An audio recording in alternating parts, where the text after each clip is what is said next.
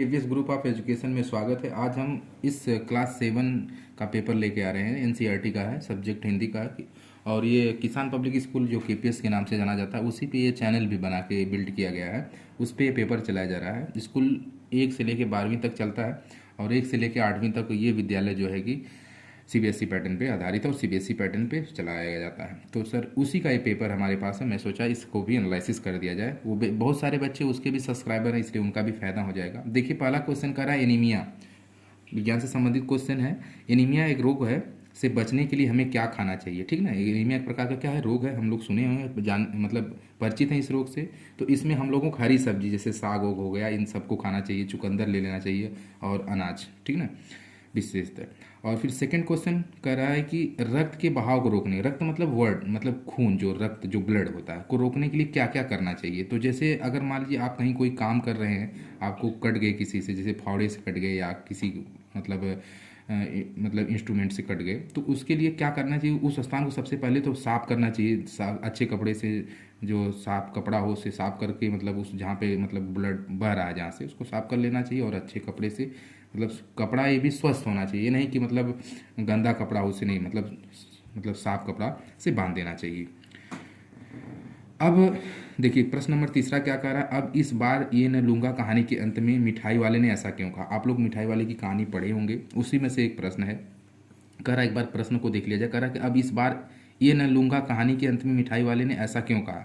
उसने ऐसा इसलिए कहा कि चुन्नू और मुन्नू को देख करके उसे अपने बचपन की याद आ गई। उसे अपने बचपन की याद आ गई कि भाई ये चुन्नू और मुन्नी मेरे बचपन के ही दोस्त हैं, इसलिए उन्होंने मिठाई वाले को देख करके अंत में मिठाई वाले से ऐसा क्यों कहा। उन्होंने इसलिए भी कहा कि चूंकि चुन्नू मुन्नू उसे जो है बचपन की याद आ गई। देखिए मैं इधर लिखा हूँ, इसको पढ़ दे रहा हूँ, आप लोग पढ़े होंगे बेहतर से, तो इसे थोड़ी सी और डिटेल में लिख सकते हैं।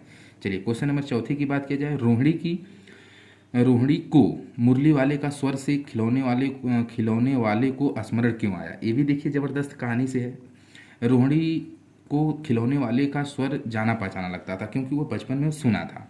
अगला पांचवा प्रश्न करा, खिलौने वाले के आने पर बच्चों की क्या प्रतिक्रिया होती थी। जैसे खिलौने वाला, अभी हम लोग जाते थे मेले मेले वगैरह में, तो गुब्बारे वाला होता था, तो बच्चे गुब्बारे वाले लेते थे, वो जो जिसमें वो गैस भरी होती थी जो उड़ता था आसमान की तरफ।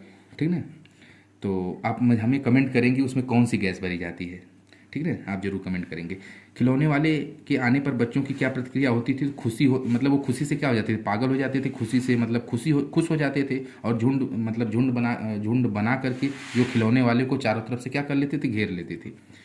क्वेश्चन नंबर छठा है, माँ मेरी राह देखती होगी, नन्ही चिड़िया बार बार इस बात को कहती है। आप अपने अनुभव के आधार पर बताइए कि हमारी ज़िंदगी में माँ का क्या महत्व है। जाहिर सी बात है, माँ is the great person and I thinks आप लोगों के जीवन में, क्या सबके जीवन में माँ का बहुत बड़ा रोल होता है। माँ जो है हम लोगों की गुरु भी होती है, प्रथम गुरु भी होती है। माँ जन्म हम लोगों को देती है। आज माँ की वजह से ही हम आपको इस वीडियो में बता रहे हैं, उस माँ की ही देन है। वो हमारी माँ है, वो आपकी माँ है कि आप वीडियो को देख रहे हैं। तो माँ का तो हमारे पास शब्द भी नहीं है कि माँ के बारे में हम दो शब्द बोल सकें, बट जो भी है ये कह सकते हैं कि माँ is the great person in the world.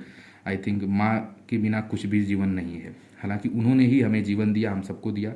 तो बाकी माँ के बारे में, माँ का महत्व क्या है, आप लोग सभी लोग जानते हैं। माँ न रहती तो कुछ भी संभव नहीं है, हम लोग कुछ भी जान नहीं पाते। चलिए आगे बढ़ा जाए। सातवां प्रश्न, आप अपने तरीके से अपनी माँ के प्यार को जता सकते हैं कि माँ मेरी कैसी है। आप अपने हिसाब से यहाँ पे लिख सकते हैं, अपने अनुभवों को लिखना है यहाँ पे। सातवां प्रश्न करा है कि किन बातों से ज्ञात होता है कि माधव दास का जीवन संपन्न से भरा था, बल्कि संपन्न से भरा था। और किन बातों से ज्ञात होता है कि वह सुखी नहीं था। तो यह घर संगमरमर से बनाया गया था और अकेले में कोई चाहने वाला नहीं था। इस बात में कर रहा था। तो सातवां प्रश्न ये कर रहा है कि किन बातों से ज्ञात होता है, यानी किन बातों से हमें यह ज्ञात होता है कि माधव दास का जीवन जो संपन्न था, संपन्न मतलब हरा भरा था, कोई दिक्कत परेशानी नहीं थी। और किन बातों से ज्ञात होता है, और किन बातों से ज्ञात होता है कि वह सुखी नहीं था। तो इसमें इन बातों से ज्ञात होता है, यानी उसका घर तो सब कुछ सही था, मतलब माधव दास के जो है हर चीज़ प्रकार संपन्न था। वह जैसे घर उसका जानते हैं संगमरमर से बनवाया गया था, मतलब संगमरमर से बनवाया था, अर्थात उनका घर भी फैसिलिटी से पूर्ण था। और वह अकेले में, उसे कोई चाहने वाला नहीं था, वह अकेले में था, कोई उसे चाहने वाला नहीं था, अर्थात उसकी कोई संतान नहीं थी जो उसकी देख रेख करे, इसलिए वह सुखी नहीं था। तो ये पेपर क्लास 7 का हिंदी का था, एनसीईआरटी का था। और ये एनसीईआरटी के जितने भी बच्चे ऑल ओवर इंडिया में देख रहे हैं सबके लिए बेनिफिट पेपर। आप लोग इसे देखिए, अपना प्यार जताइए, कमेंट करिए और ज़्यादा से ज़्यादा लाइक कर दिया करिए, थोड़ा सा मोटिव मिलता है हमें। और आपका प्यार ही, स्नेह ही हम लोगों को एक मोटिव बनाता है। किसी भी टीचर के लिए उनके बच्चे ही जान होते हैं। तो धन्यवाद सर, मिलते हैं नेक्स्ट वीडियो में, तब तक अपना ख्याल रखिए। Thank you.